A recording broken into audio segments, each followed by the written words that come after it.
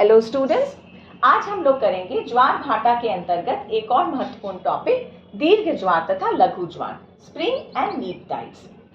पहले हम लोग देखेंगे कि दीर्घ ज्वार क्या है और ये कब उत्पन्न होता है। यहाँ मैंने एक चित्र बनाया है जिसमें सूर्य, चंद्रमा तथा पृथ्वी को एक सीध में बनाया है। जब ये तीनों खगोलीय पिंड एक सीध में रहते हैं तो इस अवस्था को कहते हैं युति वियुति या सीजीवी। इस समय सूर्य तथा चंद्रमा का गुरुत्वाकर्षण बल सम्मिलित रूप में पृथ्वी पर काम करता है, जिसके कारण जो ज्वार उत्पन्न होते हैं वो सामान्य ज्वार से 20% करीब 20% अधिक होते हैं। इस ज्वार को हम लोग कहते हैं दीर्घ ज्वार या स्प्रिंग टाइड। ये कब होता है? ये पूर्णिमा के दिन तथा अमावस्या के दिन उत्पन्न होता है। दूसरी ओर देखो, मैंने एक चित्र बनाया है। इसमें पृथ्वी बीच में है और इधर सूर्य है और ऊपर की तरफ और नीचे की तरफ चंद्रमा बनाया गया है, यानी चंद्रमा जो है वो पृथ्वी की परिक्रमा कर रहा है।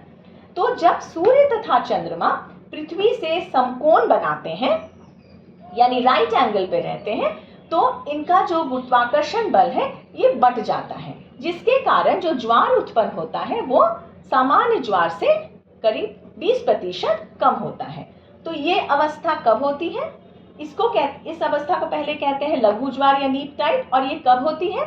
ये शुक्ल पक्ष तथा कृष्ण पक्ष, यानी शुक्ल पक्ष यानी जब चंद्रमा अमावस्या से पूर्णिमा की ओर बढ़ रही है, तो उस 15 दिन वाले काल में जो उसका बीच वाला भाग यानी सप्तमी और अष्टमी, और दूसरा है जब ये पूर्णिमा से पुनः अमावस्या की ओर जा रही है चंद्रमा, तो उसके उस 15 दिन के भी जो सप्तमी और अष्टमी यानी जो बीच वाला भाग है, इन दोनों तिथियों पर यानी शुक्ल पक्ष तथा कृष्ण पक्ष के सप्तमी तथा अष्टमी को सबसे कम ज्वार उत्पन्न होता है, जिसको हम लोग कहते हैं लघु ज्वार या नीप टाइड।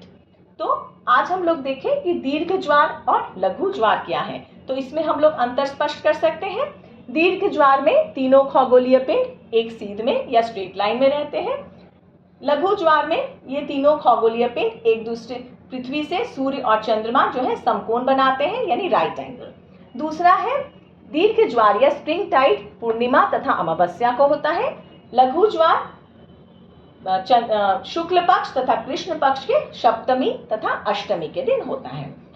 और एक और अंतर है कि दीर्घ ज्वार में ज्वार जो उत्पन्न होता है वो सामान्य ज्वार से 20% अधिक होता है, और लघु ज्वार में जो ज्वार उत्पन्न होता है वो सामान्य ज्वार से 20% कम होता है। तो आज हम लोग देखें कि दीर्घ ज्वार तथा लघु ज्वार क्या है और इसमें क्या अंतर है। Thank you.